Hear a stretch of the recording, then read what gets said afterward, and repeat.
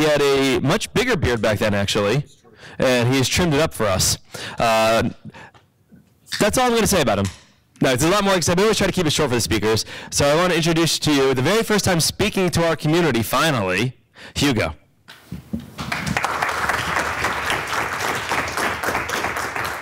So Jared's right, I've been coming here for, to this meetup for 5 years, which is longer than I've lived in New York City, for what that's worth. When I lived in Connecticut, I'd come down and get the Metro North to check out the meetup. And it was actually this meetup, among other things, including Jared's conference, that really inspired me to get involved in the data science community in the city, and led essentially to me having the job I have currently at Data Camp. And I actually had Jared on the podcast earlier this year to talk about community building in data science. And we'll see a bit of that this evening. But the role of places like this to foster these types of conversations, I'm really, really grateful for. And I'm also very grateful to everyone at 2 Sigma for hosting us this evening, both Olaf and Jeffrey Back, who hooked me up initially with Olaf. So thank you all. And thank you all for coming out this evening. I was just saying to Jeff and Jared, I find it hard enough to actually go to work in December, let alone go out in the evening to meetups. So it's really cool to see so many interested and a few sleeping faces up the back. This talk essentially is about what data scientists really do, what the space looks like, according to 50 data scientists who I had on the podcast Data Framed this year. The great thing about this talk is that I get to state 50 other people's opinions and not put myself on the line at all, which is an incredibly exciting thing to do. So I thought I'd just give you a slight rundown on who I am. So I work at Data Camp. Can you put up your hand if you've heard of Data Camp? So I get a... That's cool. But can you also put up your hand if you've heard of Data Framed, the podcast? Okay, great. So I was, my undergrad was in science and humanities with a double math major. Then I did my PhD in pure math.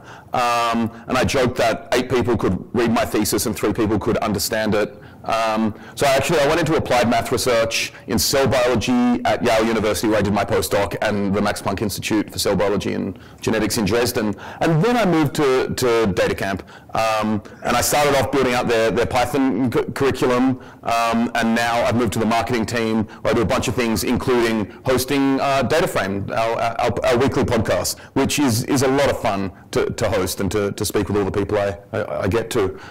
So at a high level, what we're going to talk about today is how data science, what it looks like at a high level, then zoom in and check out the nitty-gritty of data science, and then discuss what the future of data science looks like. So I first want to discuss data science as hype. And the way I want to think about that is Gartner has a model of technological innovation called their hype cycle, where we have time on the x-axis and societal expectations on the y-axis, where we have some sort of trigger of innovation, what is referred to as the peak of inflated expectations, then the trough of disillusionment, I just love saying these names essentially, and the slope of enlightenment, then the plateau of productivity. And so, as I'm sure you can guess, the basic idea here is at the start, everyone gets hyped up about something, and then it tends to fall away, and then you start to see real gains and a lot of value created after that fact. So, I just want to get a sense of where people think we are with respect to data science. Who thinks we're at or before the peak of inflated expectations? Don't be shy, put your hand up. Okay, a few people there. How about the trough of disillusionment? Okay, we've got one person in the trough, I like it. Slope of enlightenment? Okay, so we've got kind of maybe a few less on the slope of enlightenment, but quite a few. Plateau of productivity. Okay, no one. I like that. I like this room. We'll get along just fine. So I'm clearly not going to answer this question. We're going to give a few hints as how to think about it. So let's think about where big data is in the hype cycle, which we know predated. It was a term bandied around a lot before data science was. So what I have here is Google Trends, okay? And I'm using the number of searches as a proxy for expectations of society, okay? So that's an assumption I'm making here. And we see, we got to around 2014 with big data, and maybe this is the peak that we see there, the peak of inflated expectations, and then it starts to go down, okay? So if we accept, the Gartner hype cycle as a valid model and Google Trends as a valid proxy, we can refer to this as the peak of inflated expectations. Now, if I plot this with data science, right, in red, we can see that data science in terms of Google Trends, once you average out the noise, hasn't peaked yet. So once again, if we accept the Gartner hype cycle as a valid model of technological innovation and Google Trends as a valid proxy for expectations, we've got a fair way to go yet. And we'll kind of look into these types of ideas as we proceed this evening. So let's now think about what data scientists do. And I posit that data scientists do three things. Today's data scientists build Venn diagrams. They have imposter syndrome. And they love logistic regression. Okay? So let's now go into each of these in a bit more detail. So I actually Googled Venn diagram, and I Googled image search Venn diagram, and I got photos of Drew Conway. Okay? Which is absurd and clearly not true. But if you look up Venn diagrams of data science, you see all types of crazy stuff, okay? You've got so this one, I'm going to zoom in on this one here. This one has Drew Conway's data scientist, which is a Venn diagram itself, as an intersection in a Venn diagram, okay? So it's clear that we have an obsession with Venn diagrams. And of course, yeah, we have our good hot air, the hacker, the IT guy, analyst, in there. So let's just think about Drew's original Venn diagram, which we discussed when he appeared on the podcast earlier this year, and he made it very clear that it was never meant to be interpreted as a data scientist Venn diagram. It's intended to be a data science Venn diagram, okay? And that's how he thinks about building data science teams now at Illuvium, essentially, is that you don't want a unicorn that has hacking skills, math and stats knowledge, and substantive expertise. You want to build a team where you can get all of these bases covered and have good communication flow in the middle. And we'll see a bit more about kind of these approaches to building data science teams later on in this talk. So let's think about why we might have imposter syndrome in this field. So in terms of techniques, career trajectory, and even job titles, data science is ill-defined. One company's data analyst moves somewhere else, does exactly the same job, and they call it a data scientist, and vice versa. When I had Hillary Mason on the podcast, in episode 1, I said to her, what are the biggest challenges today? And she said, do you think that imprecise ethics, no standards of practice, and a lack of consistent vocabulary are not enough challenges for us today? And I agreed with her, I think. And we can see that Brandon Raw, in an article called Imposter Syndrome on Facebook, made it clear that, to him, anyone who works with data in order to answer questions, it can be considered a data scientist. Whether they have that title or not, we may not be sure, but if you're working with data in order to add value and answer business questions, he will consider you to be a data scientist. So we see that it's ill-defined in all of these ways. And I just wanted to give a bit more of a word about imposter syndrome. So at the inaugural JupyterCon in New York City last year, Fernando Perez, co-founder and co-lead of Project Jupiter, said that he still has imposter syndrome, and that is very real. And I'll just leave that with you as someone who's done the work that Fernando has, says it's real, and he still has it. That's something we should all keep in mind in this discipline. So in terms of logistic regression, why do people love, I mean this seriously, people love logistic regression. If you've listened to the podcast, you've probably heard me ask a bunch of guests, what's one of your favorite data science-y techniques or methodologies? And the amount of times the answer is logistic regression, I found startling. But the reason it's the case is that it's a simple model.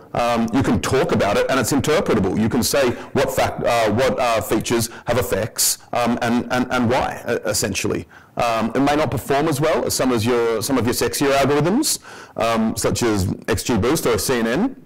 But are you optimizing purely for accuracy of your model, how well it performs? Is that the metric you're optimizing for? Or do you want to have conversations about it as well? And this is incredibly important when thinking about building machine learning models in health diagnosis, for example, or making prescriptions or anything along those lines. It may not play as big a role in online advertising, but it's incredibly important to think about what you're optimizing for with respect to your actual question. And that's what I wrote as my third bullet point there, that what is your actual question? And that will tell you what you're optimizing for, and then if you actually want something like logistic regression, okay? And these are two people who, Claudia Perlish, and who's here now. I'm pretty sure she is, yep. It's on my slide. So, and Chris Valinsky at AT&T, among many others. So now I want to speak a bit about how data scientists think. And the first thing I want to make clear is that I think we all in this room are probably aware of this, but humans are really bad at statistics. So I want to pose a thought experiment, which maybe this room will get straight away. I've done it in several rooms, and no, who knows really. But so police have thought experiment. Police have breathalyzers. They have a 5% false positive rate. So that means if someone's not drunk, it'll say they're drunk 5% of the time. 0% false negative rate. So if they are drunk, it will say they're drunk. Okay. So I also want to tell you, in our society, 1 in 1,000 drivers are driving drunk, okay? Now, the police stop a driver at random and the test is positive. So the question for you is, what is the probability that the driver is actually drunk? So if you know the answer, I'd appreciate if you didn't shout it out, but does anybody have an intuition? I just want to get some ideas of what the probability could be. Without, yeah? Yeah? Yeah, What do you think? I think it's around 50%. Wow, okay. Anyone else? Who thinks it's below 50%? Who thinks it's above 50%? Who, yep. Okay, great. So the actual answer, you hit the nail on the head. The actual answer, well, just a sec. Yep, the actual answer is slightly less than 2%, okay? Now, the mistake that people generally make, and there are a lot of studies on this, is that they'll go to the false positive rate and be like, oh, it probably has a 95% chance of actually being drunk in that case. What people tend to forget is that the base rate of drivers being drunk is so low that the chance of getting one is actually pretty low. And we'll play that out by actually doing a simulation in our heads, okay? So I actually think so do this 1,000, imagine we do this 1,000 times. So because 1 in 1,000 are drunk, on average, 999 people will not be drunk, but due to the false positive rate of 5%, around 50, a bit less, around 50 will test positive, okay? Now, one person will be drunk, and because it's a 0% false negative rate, they'll also test positive. So then we've got 51 people who test positive, and only one of them is actually drunk. So 1 out of 51 are actually drunk. So, and that's less than 2% of the positive test results being true positives, okay? So our friend there hit the nail on the head. Most people who don't have a statistical background at all think it's over 80%, a lot think it's over 90%, and a substantial portion think it's 95%.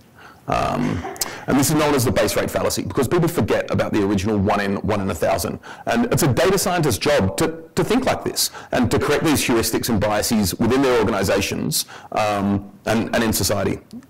Okay?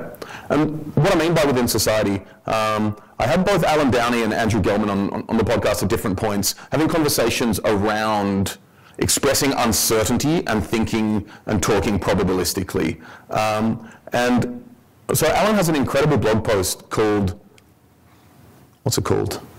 It's called, no, we can't do it. Regardless, in his blog post he writes, 538 highly reputable pollsters. It's called Why Were We Surprised About Trump Winning in 2016. And he writes that 538 gave Clinton a 71% chance of winning, and Trump a 28% chance of winning. And so that means that Trump winning, according to this model, was actually more likely than flipping 2 coins and getting 2 heads, okay? Which has a 25% chance, which you wouldn't be that surprised if you flipped 2 coins and got 2 heads, right? It gets worse though. The various pollsters predicted that Clinton would win with probabilities ranging from 70 to 95%. And it was common to speak of these predictions as though everyone agreed that Clinton would win and had different levels of certainty. And the mistake that makes is interpreting these as deterministic models, not probabilistic models, okay? So even if an event is only 10% likely. That's like flipping 3 coins and getting all heads, which once again, we wouldn't find all that surprising. And yeah. If I'm not mistaken, these statistics were based on the popular vote, not the control college. So in a way, weren't they right? No, these aren't based on the popular vote. They're not. No, because my understanding is that these are the predictions that she would win, not that she would get the popular vote. The 538 model was the prediction that she would win, not the popular vote. So, yeah. But yeah, a lot of the popular vote models got it right as well, or very close. Exactly. So, due to people like being essentially so angry about this, well, there are several other reasons as well, but recently in the midterms, we saw 538 and several other pollsters make corrections, which I'm actually going to show you now. Oh no, before that, yeah, that was my response to all of this anyway. It's the MIT nightmare machine, which uses deep learning to create horrible images from photos, from already horrible photos. So the pollsters are getting better. This year, for example, 538 started reporting fractions, ratios, instead of percentages, which the research seems to suggest that we're actually better at interpreting 7 in 8 or 1 in 5 as opposed to 20%. And they even went so far as to say, 1 in 7 happens all the time. 1 on 7 days of the week is a Thursday. None of us woke up this morning screaming, oh my gosh, I just can't believe it's a Thursday. And nobody really should be that surprised if Democrats win the Senate next week or if Republicans keep the House. So having this conversation kind of publicly about managing expectations around what statistics and probability actually mean is becoming more and more part of the data scientist's role in a lot of respects. So now I want to step back a bit and talk about, once again at a high level, the emergence of modern data science. And a lot of data scientific techniques, of course, predate tech in a lot of respects, but what we've really seen is a lot of the tools and techniques employed today were developed in tech as well, like in terms of the tech stack, essentially. At Google, BuzzFeed, LinkedIn, all of these places where we saw modern data science emerge. And Robert Chang at Airbnb, I spoke with him in an early episode of the podcast, and he laid it out. He's had a lot of experience at both Twitter and Airbnb, and we had a discussion around how the first step for a tech company is to lay a solid data foundation that you can then use to perform robust analytics later on. After that, when you're trying to achieve sustainable growth, to use online experimentation. And that's exactly what Robert did at Twitter for a long time. And then he moved to Airbnb actually in order to do the next step, which is to build machine learning pipelines and personalized data products in order to make better business decisions. So these are kind of like the three-pronged trident anyway of data science in tech. In terms of machine learning in tech, if you're really interested in this, I'd urge you to check out Robert Chang's post on Medium, where he talks about all the steps involved in determining a customer lifetime value, everything from feature engineering to model training to model selection and model validation to productionization. And one of the things that a lot of aspiring data scientists, I think, need to know is that this is what machine learning in production looks like. It's not importing CSVs and posting your results and getting a result on the leaderboard. There are a lot of different things at play here. And that isn't to say that online competitions haven't opened up a world of machine learning to hundreds of thousands of people, but that there is more and more, a lot more involved here. The last thing when discussing what data science looks like in tech, I think is Monica Rigati's data science hierarchy of needs, who hasn't been on the podcast yet, but I'm constantly working on that. Because a lot of people do come to me and say, hey, I want to get data science into my business. How do I do AI? And I always send them here and talk them through the fact that AI is at the top of a very serious hierarchy of needs, and you need to lay everything else down before the fact. Okay, so before you even do any of this stuff up here, you need to collect your data. You need to instrumentation, logging, sensors, external data, user-generated content, all of these things, and then you need to get them into a place which you can read from. Essentially, ETL, infrastructure, databases, data lakes, structured and unstructured data storage. only then can you even start doing some basic cleaning, preparation, anomaly detection. And after that, of course, you start doing analytics. Like these two sections, and probably here is where, group buys start happening, right? So we've got a lot before you can even like call a group buy method in Pandas. Are they methods? Functions. Yeah. Fantastic. And after that, you get some of the far sexier stuff, A/B testing, experimentation, simple ML, and then only after all of that can you start exploring and exploiting AI and deep learning. Okay, so the last aspect of data science at a high level I'd like to discuss is how data science can actually influence the decision function in an organization, because you can do some of the best data science and have the best models in the world, but if you can't use those to affect change, and a lot of time the decision makers aren't as data literate as the data scientists, right? So how do we actually go about this? So the first thing is to really realize that your data science work is one of several inputs into the decision-making process, okay? And when I had Renee Teat of Becoming a Data Scientist and Helio Campus fame on the podcast, she expressed it quite nicely that data scientists within orgs, their job essentially is to take a business question, and in the end you want to get to a business answer, right? But what a data scientist does is factors it through. So turns a business question into a data question, uses that to give a data answer, and then turns it back into a business answer. And a lot of the stakeholders may not need to understand all of this stuff that happens in the middle, and you need to be able to speak their language on both sides of all of your work. Data science and the communication, I don't know what that the is doing there. But something that's becoming more apparent, of course, is how important communication skills and what's now being called data translation, which is this translation from data question to business question and vice versa. Because how important these things are. And Jacqueline Nolis, who's a data science consultant and leader in the Seattle area, does a lot of work with T-Mobile these days. I asked her, which skill is more important for a data scientist, the ability to use deep learning models or the ability to make PowerPoint slides? And if you want the answer to that, you should check out the episode with Jacqueline, who at that point was called Jonathan. So go and look for the episode with Jonathan Nolis. Another question, as a data scientist, when do you schedule meetings with decision makers? If you're the person who manages you or is able to make decisions, they're not a morning person. Like, these are really kind of basic questions you need to answer around how to affect change within your org.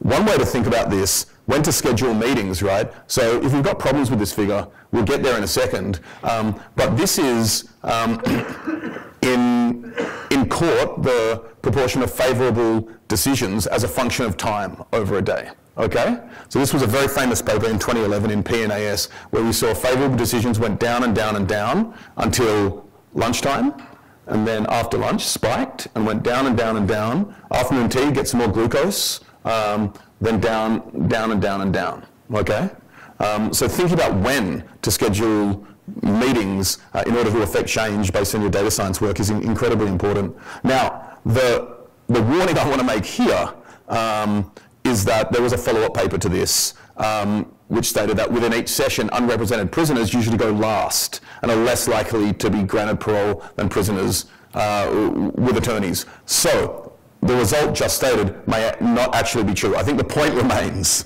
But the point of stating this, which we'll get to time and time again, is what I just told you about as you get close to lunch, people get hungry, need more glucose, all of that. That was really believable, right? Like, you were like, oh yeah, and that figure says that. And this is something we need to be aware of, is our cognitive biases. And this in particular, the narrative fallacy, that formed a very nice story, made us entertain it a lot better. So then how do we put data scientists in organizations, okay? So I've discussed this with several people, Dave Robinson on the podcast, Cassie Kozakov, who's Chief Data Scientist at Google Cloud, Robert Chang as well, Emily Robinson, I think, and Jacqueline Nolis. So there are many ways to think about this, and it depends on what type of organization you're in as well. But one very popular model is a center of excellence, where you have a dedicated data science team that then does their work and then spreads the results and language around it after the fact. You have the embedded model where data scientists are embedded in every team, so you'll have one on the growth team, one on each product, or all of these different types of things. Now there are pros and cons to each of these, and I urge you to check out, in particular, the conversation with Robert Chang about this. But you can imagine that in an embedded model, you have a data scientist on each team reporting to someone who may not be data literate, who may not actually understand the problems they're facing. If you have a center of excellence and the data science work is done in a space of its own, the ability to affect change in other parts of the organization may suffer as well.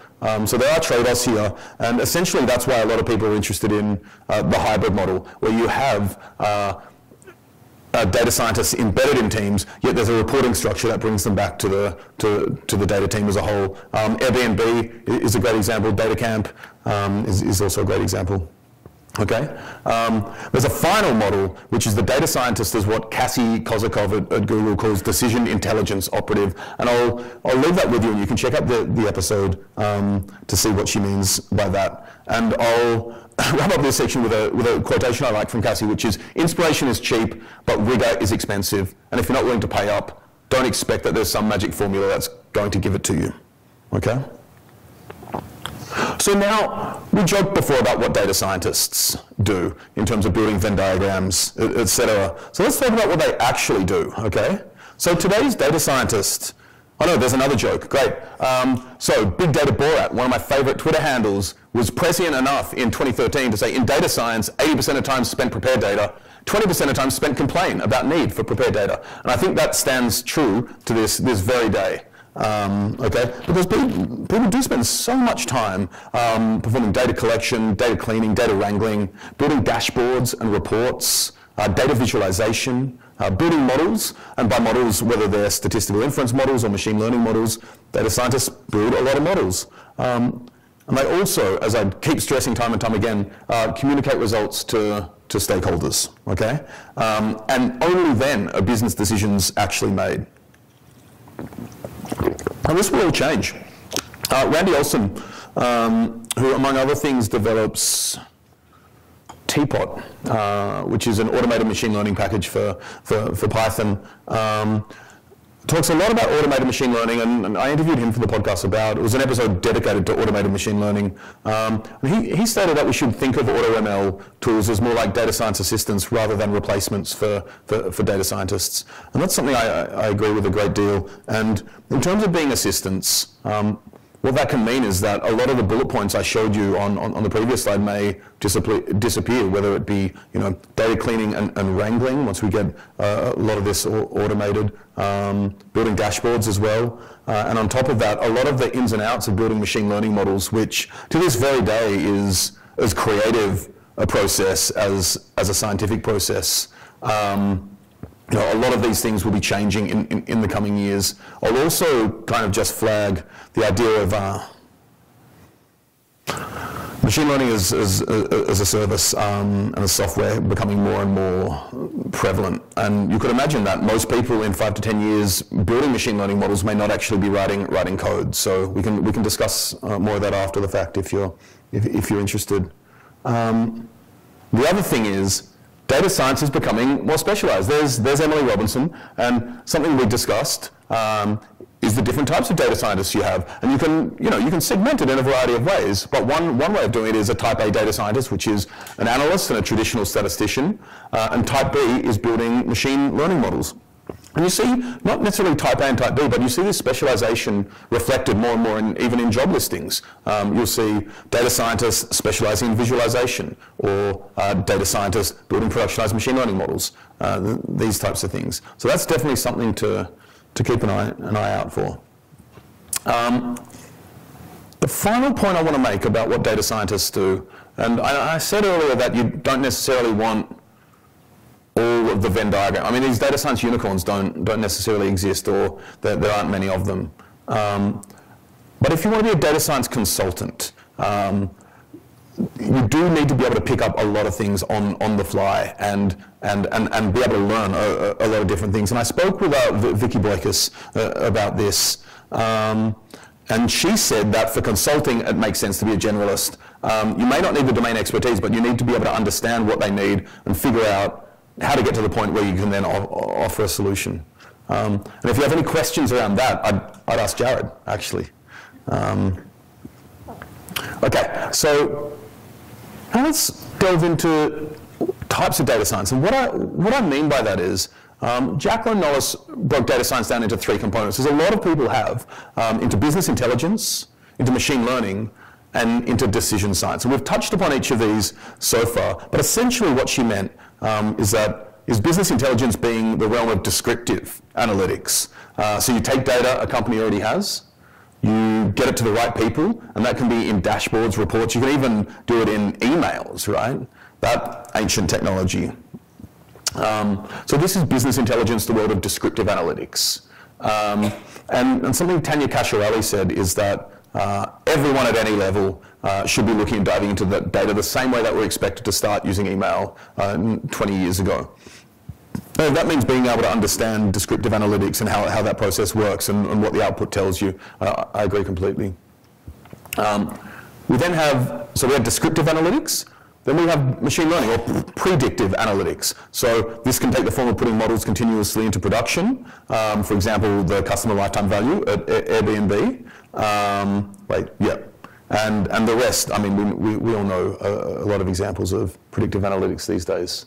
And then there's the third, which is decision-making or prescriptive analytics. So we have descriptive, predictive, and prescriptive analytics, which is essentially taking the insights discovered from the data science work and use it to inform decision-making.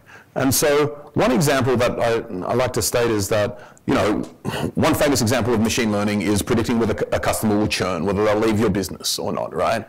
But that doesn't make a decision for you. You've predicted someone's going to leave your business. What part of your business model can help you figure out how to get them to stay? How long before the fact do you try to get them to stay? Or if they've already churned, do you try to get them back? So I suppose the point of this example is just noting that the output of the data science work doesn't necessarily tell you how to make or what decision to make, okay?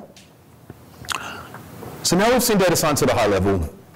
We've gone into the nitty-gritty. Now I want to talk about the future of data science. And I want to start off by thinking about, you know, what data scientists need to learn in order to still be valuable in the coming years. So what skills do data scientists need to have? Is it deep learning? Is it AI? Is it recurrent neural networks? The answer to that is no, unfortunately. What data scientists need to be able to do is ask the right questions and turn business questions into data science questions and answers. Be able to learn on the fly, because tools and technologies are changing so rapidly that's an incredibly important aspect. And then communicating well on top of that. And so these are things that I've aggregated from a variety of different guests coming on the show. Then explaining complex results to non-technical stakeholders. Okay. And the final point, of course, is that all of these speak to critical thinking, and the more quantitative skills you can develop, the more ways of thinking about data and modelling the world and making predictions, the better off you'll be. So now, in terms of the future of data science, as I stated before, Hilary Mason said to me, we have imprecise ethics, no standards of practice, and a lack of consistent vocabulary. Are these not enough problems for us today? And what I want to focus on, there are many ways to have this conversation, but one of the most prevalent that came up on the podcast in season 1 was, you know, data ethics or lack thereof, and kind of the nascent burgeoning field of thinking about data ethics and how to implement them. So we are approaching a consensus in the community that ethical standards do need to come from within data science themselves, as well as from legislators, grassroots movements, and other stakeholders. But what can this look like? What type of regulation can we think about? And Emoji Miller at GitHub said, we need to have an understanding, an ethical understanding, and we need to have training, and we need to have something akin to a Hippocratic oath, like doctors do. And There's kind of a large conversation happening now whether an oath is the most important thing, or a checklist, or a code of conduct. And I very much urge you to check out the article of Oaths and Checklists by Mike Lukides, Hilary Mason, and DJ Patel, kind of discussing all these options and the pros and cons of each of them. And this actually forms part of an ebook as well. All the posts are on O'Reilly's website. If you search data ethics, you'll find it. They've also been collected into an ebook, which is free on your Kindle if you have a Kindle. I don't work for Amazon, so that's fine. But they're definitely coming to New York City. Right, and so one aspect they make clear in this piece is that, an oath may do some things. Checklists may be more effective in some ways in terms of just having basic data science and data practice hygiene. They give the nice example that it isn't part of the Hippocratic Oath to wash your hands and put on gloves before performing surgery as a doctor, but that's part of your internal checklist. You know that you do these things.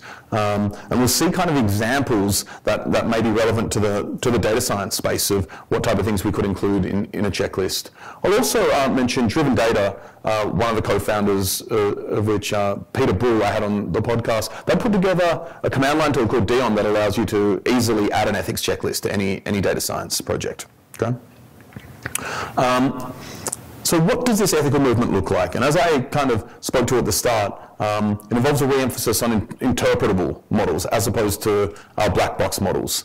And what that means is that you can say to a stakeholder why the model actually says what it does. So if you work for a bank and your model doesn't give someone a loan, you can actually say to them, hey, this is why, these are the factors that played an important role, and this is why this happens.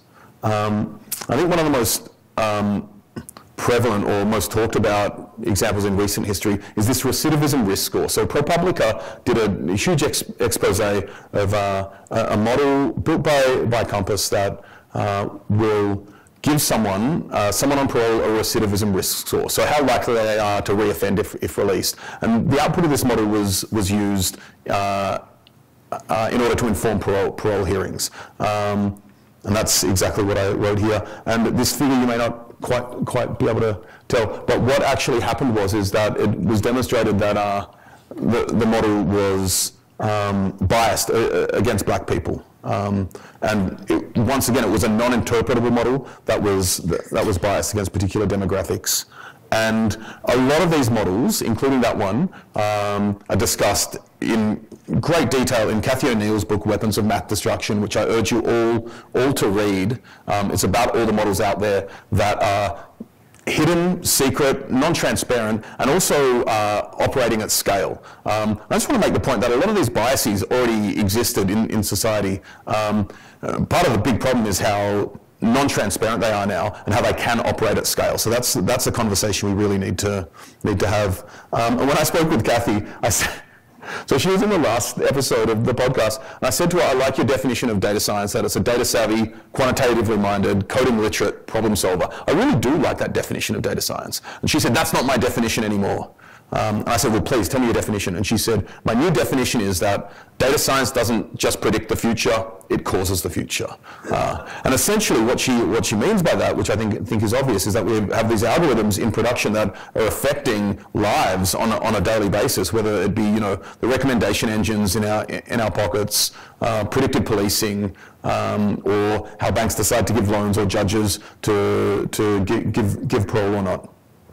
And so I was speaking with Cathy about essentially processes that can be put in place to hold data scientists and organizations accountable.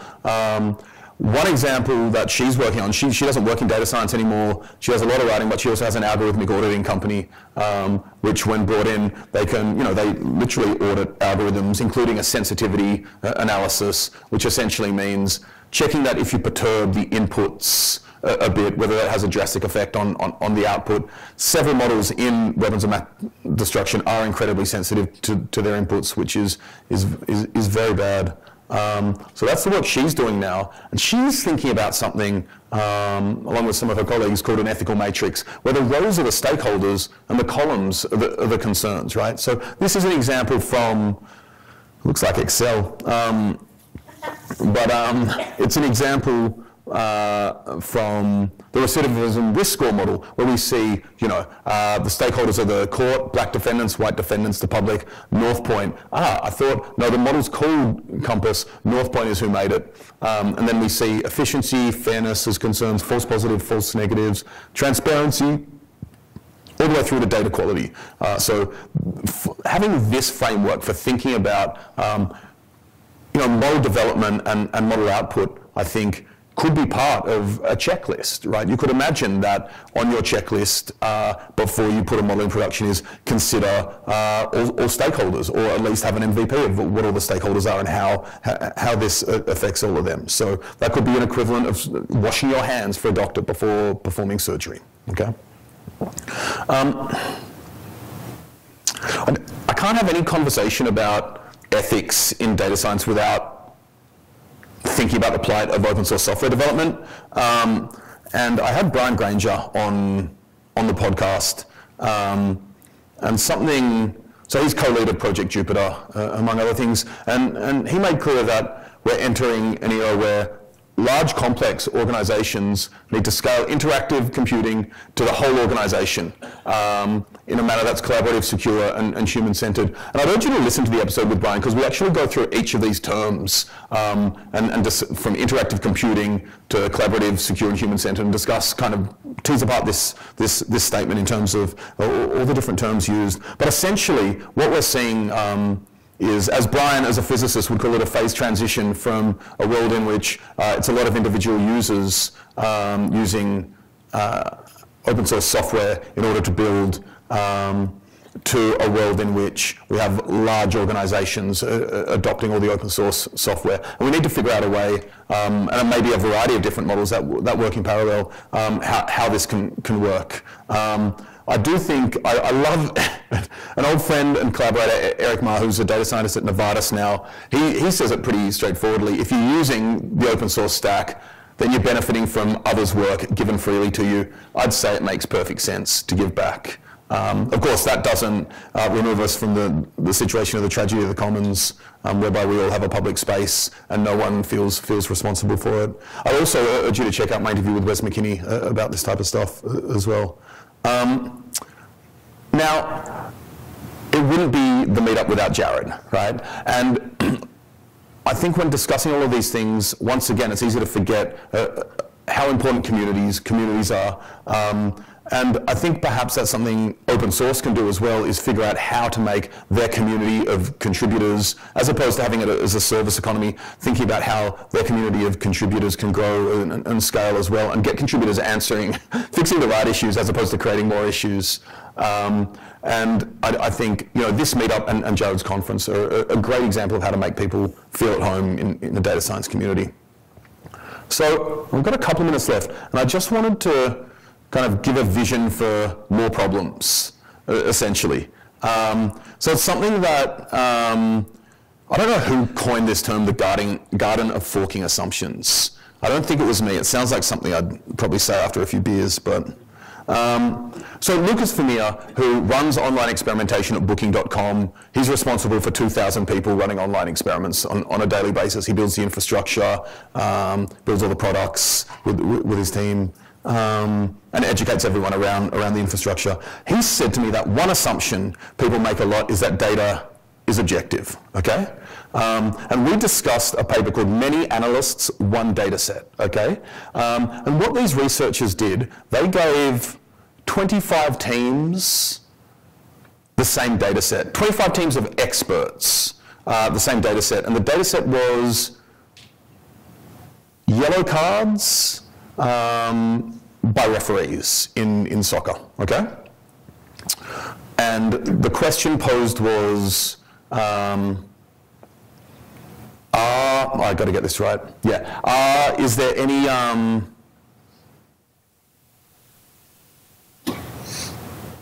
So yeah, they were also given the race of the person the card was given to, and the question was there any?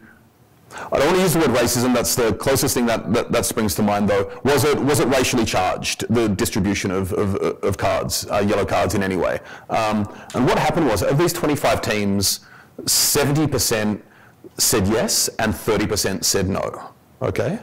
With the same data set, right? After that, all the different analyst teams were given access to everyone else's results, and nearly all of them were more certain of their own results after the fact, okay? And what this speaks to, like, read this paper, because there are a lot of different things happening in here, but one thing that happens is when you do an analysis, you start making assumptions everywhere from EDA. Like EDA, you already have models in mind, right? Even if it's subconscious. And then you go down this path where you're making all these incredible and quite large assumptions. And then essentially, you'll probably, so this speaks to Cassie's point originally, you may do EDA on the whole data set and then only have a holdout set at some later date, right? And if you've done that already, you've used your entire data set, including your holdout set, for inspiration. So there may be some sort of confirmation bias happening further and further down the track. And to frame that a bit more clearly, the point that first impressions last when you look at data, and we as humans look for patterns. When we perform analyses, we're also prone to confirmation bias.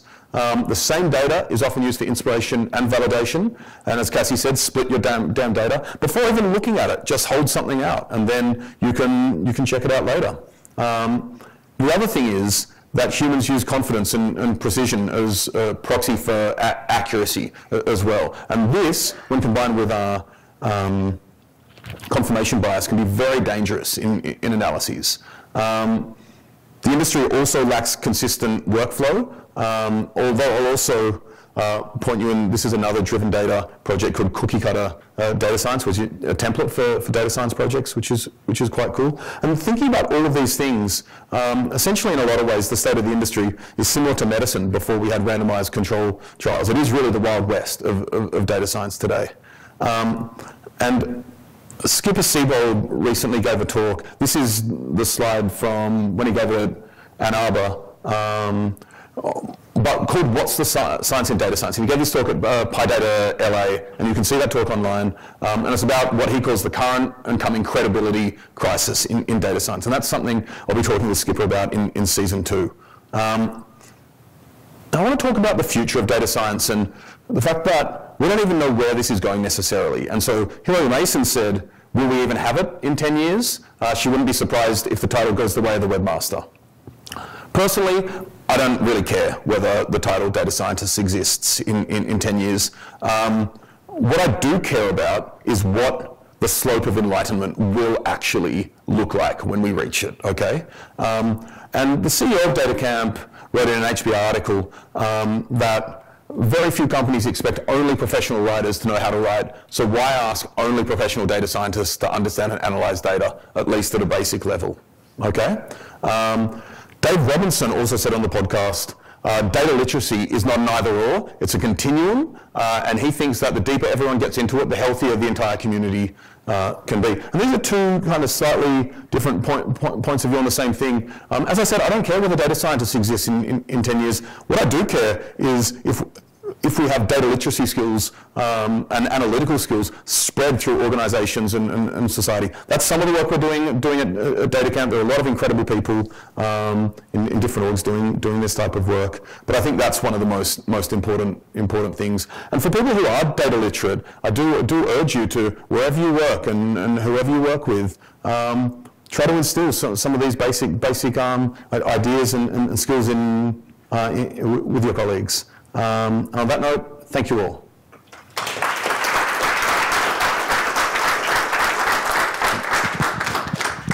We have a few minutes for questions, so if I see any hands, I will hand over the mic. I see you first, because he's closer than you afterwards. Thank you. Thank you so much, Hugo, for this brilliant overview and summary of the field. You talked a lot about the ethics and ethical checklists. One thing that I sometimes wonder about when this discussion comes up is, aren't these decisions already being made in a very biased way? And isn't there an opportunity in making them algorithmically in that it allows us to take out the bias? There are several ways to navigate this. The first is a lot of these algorithms are proprietary and exist in organizations that none of us have any idea about. So were that possible, the organization could definitely, it would be within their control to do that, not ours as a society at the moment. Well, there are some regulations, for example, in health and medicine.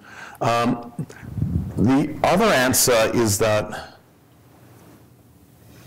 incentives aren't quite right for companies to even, when there's pushback and when people get hurt and when people stop using the product, that's when it really starts. The third answer is that in some cases, I think maybe the answer is yes, but think about like Facebook's news integrity algorithm. Like I'm sure that there are a lot of smart, creative people, ethical people, and they're trying to figure this out, but it's a beast, right? Like I wouldn't even know how to start working with something like that, or removing bias from that when you have, hacker, whatever, right? Whatever's happening, democracy being hacked. I hope that helps. Yeah, of course. In the graph that you showed us about where we are in data science, where exactly do you feel we are at, and do you think it's cyclical, or once we reach a plateau, will we stay there? I'm not sure I believe the model. Having said that, I do think we are hype. Yeah, if that model is correct, we're definitely before the peak of inflated expectations, because there's been no trough of disillusionment yet, I don't think. I haven't seen anyone, really strongly question, particularly on mass. Like now people are coming and saying, wow, yeah, I need data science. Somebody said to me, can you help my company machine learn? And I was like, I don't even, like, is that a verb now? Right? The answer is always yes. Yeah, exactly, yeah. Anyone else?